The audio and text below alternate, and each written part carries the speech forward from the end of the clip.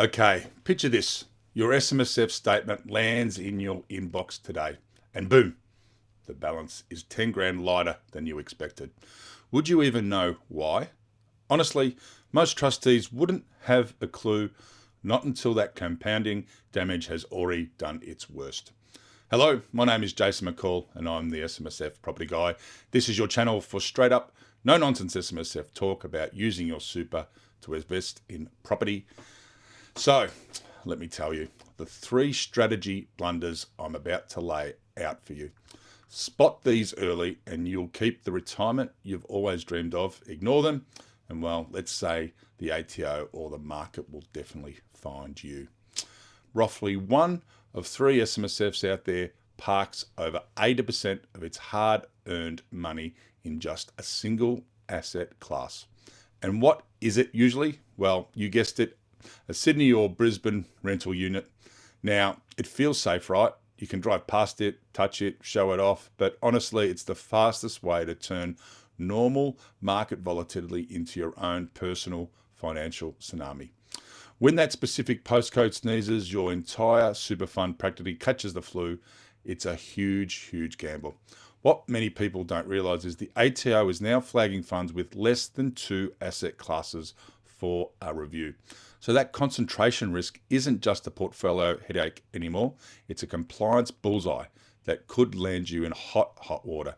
You simply can't afford to put all your eggs in one basket, especially when it comes to your retirement nest egg. First up, it's not rocket science, but it works. Let's map out your current allocation. Really see where your money is sitting, then aim for at least 4 distinct asset buckets. Think Aussie shares, global shares, maybe some direct property with us at the SMSF Property Guy, but not everything, and definitely some defensive assets like bonds or good old cash. The simple act of rebalancing these once a year can actually add up to a 1% annually in risk-adjusted return.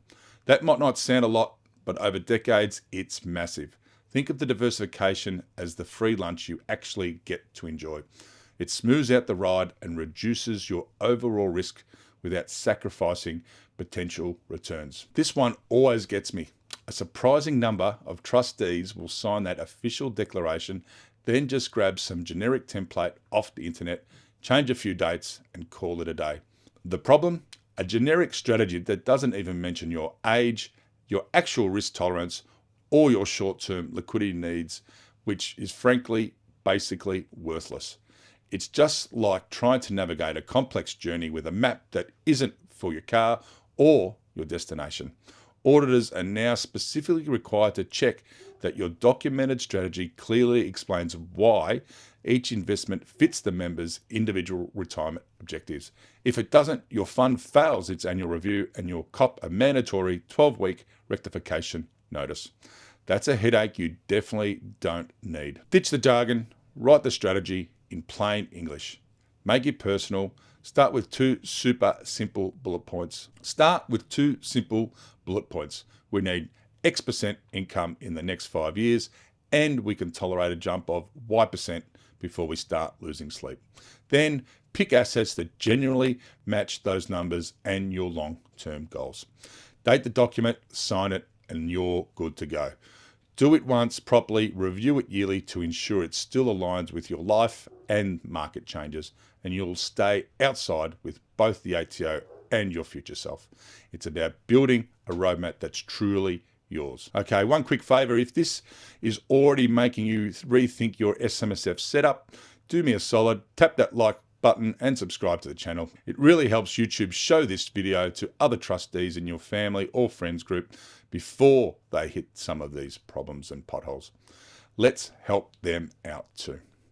Look, leveraging inside SMSF can be a fantastic tool. It really can turbocharge your growth. But here's the kicker. Overconcentration in property plus a 70% loan to value ratio, well, that's practically a one-way ticket to a margin call. Imagine if interest rates just tick up by 2%, a 600K geared property could suddenly suck 12K of cash out of your fund every single year. Where does that money come from? Well, employee contributions, or worse, forced asset sales.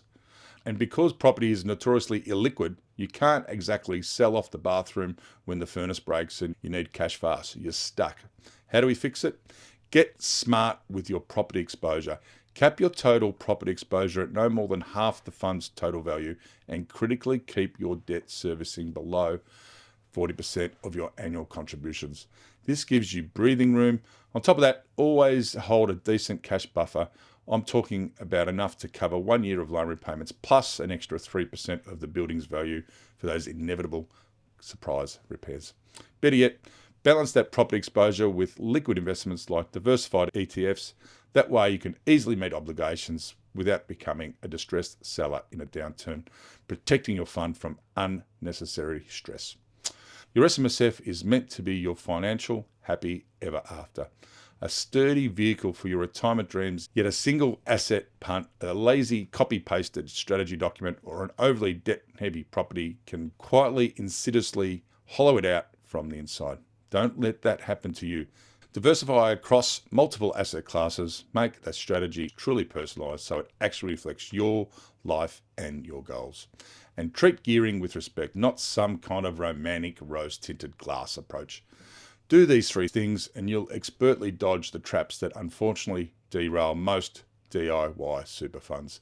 That's why we are here at the SMSF Property Guide to help you through holding your hand the whole step of the way so none of these issues arise.